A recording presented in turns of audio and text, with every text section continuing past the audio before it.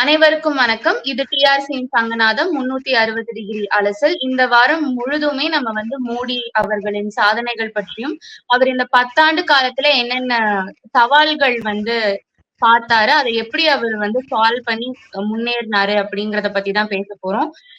இன்னைக்கு முதல் நாள். நான் தொகுப்பாளினி யாமினி, என்னுடன் இணைந்து இருக்கிறார் மருத்துவர் திரு பரமேஸ்வரன் சார் அவர்கள். வணக்கம் சார். வணக்கம்மா. வணக்கம். நீண்ட நாள் பிறகு சந்திக்கிறோம். ஆமா சார். சார், உங்களுக்கான முதல் கேள்வி, பிஜேபி பார்ப்பனிய கட்சி அப்படின்னு தமிழ்நாட்டுல மட்டும் பலர் கூறுறாங்க. அது எந்த அளவுக்கு சார் உண்மை? முற்றிலும் தவறானது. ஆனா பார்ப்பனிய கட்சி அப்படின்னு சொல்றவங்க யாரு அப்படின்னு பார்க்கணும். அவர்களுடைய முன்னோடிகள் யாரு அப்படின்னு பாத்தீங்கன்னா, பிராமணர் துவேஷ கட்சி உண்டு. அதாவது நான் பிராமின் கட்சி அப்படின்னு ஆரம்பிச்ச ஒரு கட்சி. அந்த கட்சியிலேருந்து வளர்ந்ததுதான் ஜஸ்டிஸ் பார்ட்டி. அவங்களுடைய இதுதான் திராவிட இயக்கம். அதுல இருந்து வந்தவங்க தான் இந்த திராவிட கட்சிகள். ஸோ அதனால அவங்களுடைய ஜீன்லயே அது ஊறி இருக்குன்னு நினைக்கலாம். இந்த பிராமண துவேஷம்ங்கிறது அவங்க ஜீன்லயே ஊறி இருக்குன்னு நினைக்கிறேன். அதனாலதான் இவங்க பிராமண துவேஷத்தை சொல்லி பிராமணிய கட்சி அப்படின்னு, பார்ப்பன கட்சி அப்படின்னு சொல்லிட்டாலே அது எதிர்க்கப்பட வேண்டிய ஒரு கட்சி அப்படின்ற மாதிரி அது ஒரு கட்டமைப்பு ஏற்படுத்துறாங்க இல்லையா? அதுதான் இதனுடைய முக்கியமான விஷயமா நம்ம பார்க்கணும். அப்புறம் ரெண்டாவது விஷயம் என்னன்னா, இந்த நான் பிராமின் மூவ்மெண்ட் அப்படின்னு ஆரம்பிச்சு ஜஸ்டிஸ் பார்ட்டியா வந்தது அப்படின்னு சொல்றோம் இல்லையா? ஆனா இந்த ஜஸ்டிஸ் பார்ட்டியை ஆரம்பிச்சவங்க யாரு அப்படின்னு பாத்தீங்கன்னா, தியாகராஜ செட்டியார், டி.எம். நாயர், அண்ணாமலை செட்டியார், நடேச முதலியார், இவங்களால இது ஆரம்பிச்சது. அதாவது அவங்க அத்தனை பேருமே அவங்களுடைய ஜாதி பெருமையை மனசுல கொண்டவர்கள் தான். தங்கங்கள் ஜாதி பேரை அவங்க துறக்கவே விரும்பல. அத்தனை பேரும் அந்த ஜாதி பேரோட தான் இருந்திருக்காங்க.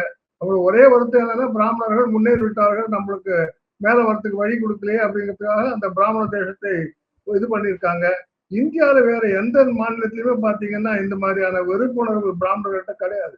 அவங்கள்ட்ட போட்டி மனப்பான்மை இருக்கலாம், ஹெல்தி காம்படிஷன் வாங்கல, அது மாதிரி இருக்கலாம். ஆனா இந்த மாதிரியான பிராமண துவேஷம்ங்கிறது தமிழ்நாட்டுக்கே உருத்தானது ஒண்ணுதான். இவங்க பண்ற அரசியல் எல்லாமே ஜாதி அரசியல், துவேஷ அரசியல். ஆனா இவங்க பேசுறது என்னன்னு பாருங்க, சமூக நீதி, சமத்துவம் அப்படின்னு பேசுவாங்க. இவர்கள் செய்வது எல்லாமே பாத்தீங்கன்னாக்கா இந்து விரோத செயல்களா தான் இது இருக்கும். இதுல இவங்க அத்தனை பேருமே நம்ம மெக்காலே எல்லாம் பத்தி உங்களுக்கு தெரிஞ்சிருக்கும். 1830 ஒரு லெட்டரே எழுதினார். இது மாதிரி இந்தியாவில நீங்க அழிக்கணும் அப்படின்னு சொல்லிட்டுன்னா அவங்களுடைய கல்ச்சரையே மாத்தணும் அப்படின்னு சொல்லி ஒரு லெட்டர் எழுதிட்டார் அவரு. அவருடைய இவங்களுடைய பின்பற்றுவங்க தான் இவர். அவர் இன்னைக்கு என்ன சொன்னாங்கன்னா, இந்தியாவில கல்ச்சர் அழிக்கணும் அப்படின்னு சொல்லிச்சுன்னா, இந்த பிராமணர்கள் தான் இதை கட்டுப்பாடா வச்சிருக்காங்க, பிராமணர்களை அழிச்சிடுங்க, இந்தியாவில கல்ச்சரே அழிச்சிடலாம் அப்படின்னு. அதை இவங்க சிறப்பா செயல்பட்டு செஞ்சுட்டு இருக்காங்க அந்த அந்த வழிமுறையில அப்படின்னு தான் நம்ம பார்க்கணும். அப்புறம் இவங்க எதுக்கு பிஜேபி எதுக்கு சொல்றாங்க அப்படின்னு தெரியல. ஏன்னா காங்கிரஸை பாத்தீங்கன்னா அது தலைவர் பார்த்து நான் ஒரு இந்த ஊர் பிராமணர் அப்படின்னு சொல்லிக்கிறாரு. அதை பத்தி அவங்களுக்கு கவலை இல்லை. ஆனா பிஜேபியை பாத்தீங்கன்னா இன்னைக்கு மோடி தான் பிரைம் மினிஸ்டரா இருக்காரு. அவர் ஒரு ஓபிசி. வேற அந்த இடத்துல பாத்தீங்கன்னாக்கா இந்த போன அமைச்சரவையில பாத்தீங்கன்னாக்கா அதிக அளவு ஓபிசியும் சரி, அதிக அளவு ஷெட்யூல் காஸ்ட் மெம்பர்ஸும் அதிக அளவு இருந்தது அப்படிங்கறதே பாத்தீங்கன்னா இந்த அமைச்சரவை தான். இது எந்த காரணத்தால இது பார்ப்பனிய கட்சிகள் எப்படின்னு சொல்றாங்கன்னா, ஏதாவது ஒரு கட்சி அழியணும் அப்படின்னு சொன்னா பார்ப்பனியம் சொன்னா நம்ம தமிழ்நாட்டுல எல்லாரும் எதிர்த்துருவாங்க அப்படிங்கிற ஒரே ஒரு காரணத்துக்காக தான் இது சொல்றாங்கன்னு நான் நினைக்கிறேன். ரொம்ப தெளிவா சொன்னீங்க சார். சார், இந்துத்துவா வேறு, இந்து வேறு அப்படின்னு சொல்றாங்களே, ரெண்டுமே நிஜமாவே வேறு வேறு தானா? இல்லையம்மா, இந்துத்துவா வேறு, இந்து வேறுங்கிறதுலாம் கிடையாது.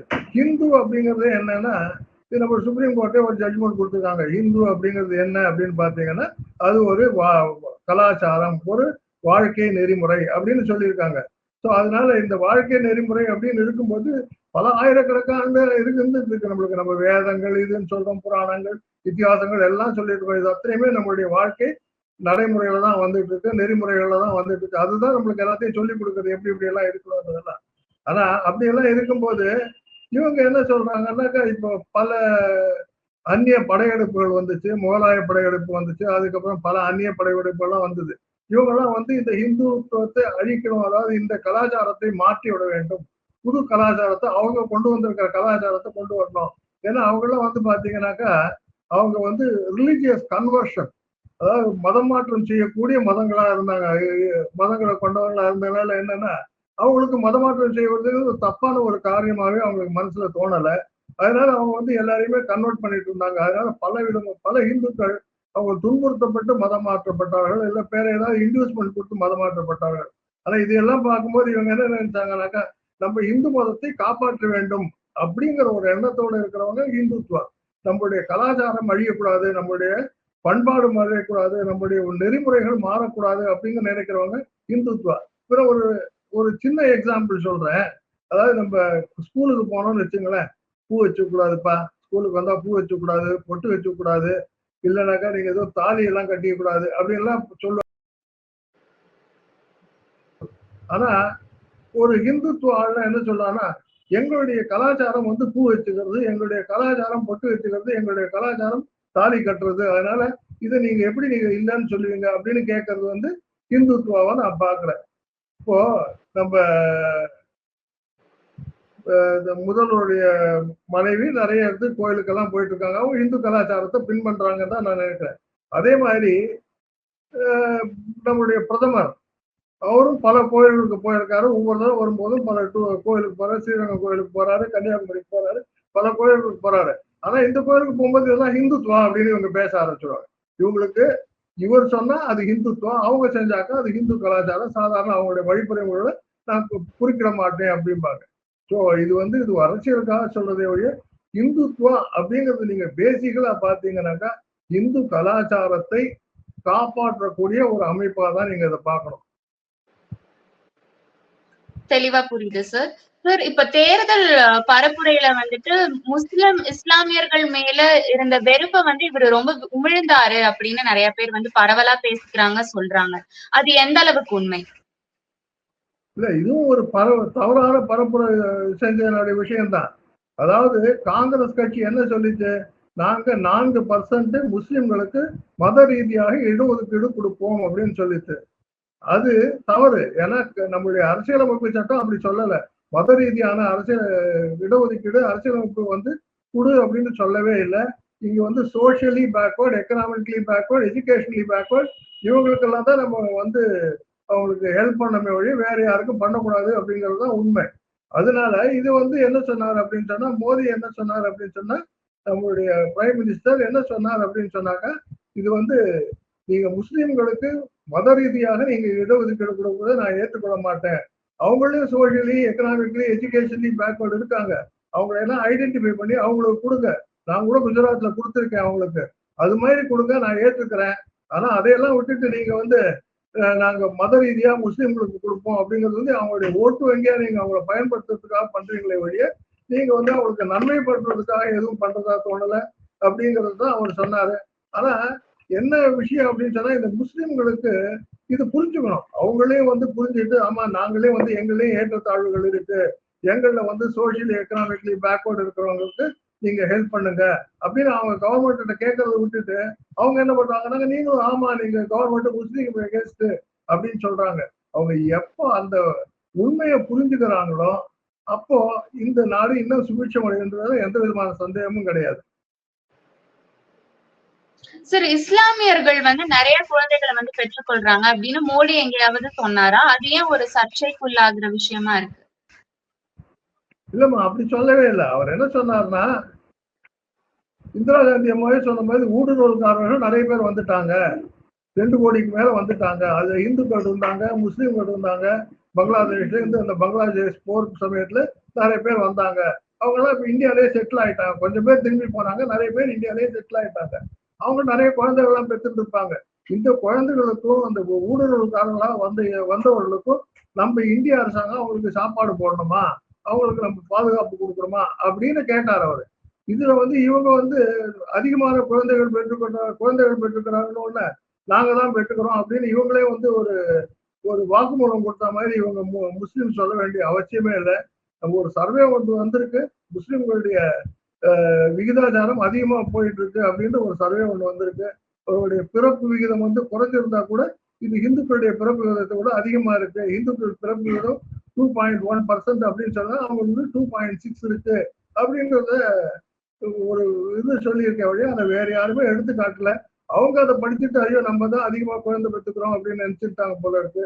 அப்படி அவங்க நினைச்சிட்டா கூட இனிமே அவங்க அதை குழந்தை பெற்றுக்காம இருந்துட்டாங்க, இது நல்லா இருக்கும்னு தான் நான் நினைக்கிறேன். சார், சப்கா சாத் சப்கா விகாஸ் அப்படிங்கிற ஒரு விஷயத்துல வந்து சிறுபான்மையினர் வந்து கிடையாதா?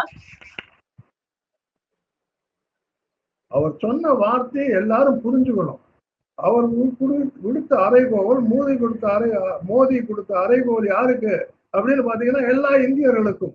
யாரெல்லாம் தன்னை ஒரு இந்தியனா நினைச்சுக்கிறாங்களோ அவங்க அத்தனை பேருமே வந்து இது எனக்கான ஒரு வார்த்தை அப்படின்னு புரிஞ்சுக்குவாங்க. நான் இந்தியன் இல்லை, நான் வெளிநாட்டுக்கு சொந்தமானவன் இல்லை, என்னுடைய மதத்துக்கு தான் முக்கியம், என்னுடைய கண்ட்ரி பின்ன அப்புறம்தான் அப்படின்னு நினைக்கிறவங்களுக்கு நம்ம ஒண்ணும் பண்ண முடியாது. ஆனா இந்த சப்கா சாத் சப்கா விகாஸ் அப்படிங்கிறது என்ன அப்படின்னு சொன்னா, இது அனைவருக்கும் எல்லாருடனும் கூடி எல்லாருடைய முன்னேற்றத்துக்கும் நான் வழிவகுப்போம் அப்படிங்கிறது தான். சோ இதுல எல்லாரும் அப்படின்னா யாரு? இதுல மத பேதம் கிடையாது, ஜாதி பேதம் கிடையாது, ஆண் பெண் கிடையாது. அனைத்து மக்களும் சேர்ந்து ஊர் கூடி தேர் இழுப்போம் நம்ம சொல்ல மாட்டோம். அதே மாதிரிதான் இந்த ஒரு நாடு முன்னேறணும் அப்படிங்கிறது, நாடு முன்னேற்றம்னு ஒரு தேரை நினைச்சுக்கிட்டீங்கன்னாக்கா அதை ஊர் கூடி இழுக்கணும் அப்படின்னும் போது ஊர்ல எல்லாருமே சேர்ந்துதான். இவன் உண்டு அவன் உண்டுங்கிறதெல்லாம் கிடையாது. அதனால மோடி சொன்ன விஷயம் என்ன அப்படின்னு சொல்லிட்டுன்னா, இது எல்லாருமாக செய்ய வேண்டிய ஒரு விஷயம். அதனால இதுல முஸ்லிம்கள் இந்துக்கள் அப்படின்னு தனித்தனியா சொல்லல. இதுல என்ன பிரச்சனை எங்க வருது அப்படின்னு பாத்தீங்கன்னா, இந்த எதிர்கட்சிகளா இருக்கிறவங்க எல்லாம் வந்து அவங்க மைனாரிட்டி அப்பீஸ்மெண்ட் அப்படிங்கிற ஒரு விஷயத்தை செய்யணும், அவங்களுடைய ஓட்டு வங்கியை நம்மளுக்கு கிடைக்கணும் அப்படிங்கிற ஒரு காரணத்துக்காக அவங்களை எப்பவுமே ஒரு தனிப்பட்ட மனிதர்களாக நம்ம வந்து எப்பவும் ஒரு காம்ப்ளெக்ஸ் இருக்கிற மாதிரி நம்மள எப்பவுமே இந்தியாவில தனிப்பட்டு பாக்குறாங்களோ, எல்லாரும் பிரிச்சு பாக்குறாங்களோ, அப்படிங்கிற நம்மளுக்கு எதுவும் கிடைக்காம போயிடுமோ, நம்மள ஊரை விட்டு விரட்டிடுவாங்களோ, இப்படி தேவையில்லாத பலவிதமான எண்ணங்களை அவங்க மனசுல விதித்து அவங்க மனசையே குழப்ப வச்சிருக்காங்க. இந்த குழப்பத்துக்கெல்லாம் அவங்க உடை தேடணும் அப்படின்னு சொன்னா வேற ஒண்ணுமே வேண்டியதில்லை. பிஜேபி சொல்றதை ஒத்துட்டாங்கன்னா போதும், எல்லாருக்குமான ஒரு விடியல் கிடைக்கணும் அப்படின்னு பாத்தீங்கன்னா பிஜேபி சொல்றது இந்த சப்கா சாத் சப்கா விகாஸ், அதை ஏற்றுக்கொண்டாலே போறோம். இப்போ டைம் இருக்கு. இப்போ மோடி அரசாங்கம் தான் 3-0 அமைஞ்சிருக்கு, அதை வாழ்த்துவோம். அதே சமயத்துல அனைத்து மக்களும், எல்லா மத மக்களும், எல்லா இன மக்களும், எல்லா ஜாதி மக்களும் சேர்ந்து நாம் அனைவரும் இந்தியர் அப்படிங்கிற ஒரு எண்ணத்தோட செயல்படணும் அப்படின்னு நான் கேட்டுக்கிறேன். அது மாதிரி பண்ணினோம் அப்படின்னு சொல்லிச்சுன்னா நிச்சயமா சிறப்பான அமையும், எல்லாருக்கும் மேல முன்னேற்றமும் அதுல கிடைக்கும் அப்படின்னு தான் நான் பாக்குறேன். ரொம்ப சிறப்பா சொன்னீங்க சார். உங்க டைமுக்கு ரொம்ப நன்றி. மீண்டும் இன்னொரு நிகழ்ச்சியில சந்திப்போம். நன்றி, வணக்கம். நன்றி.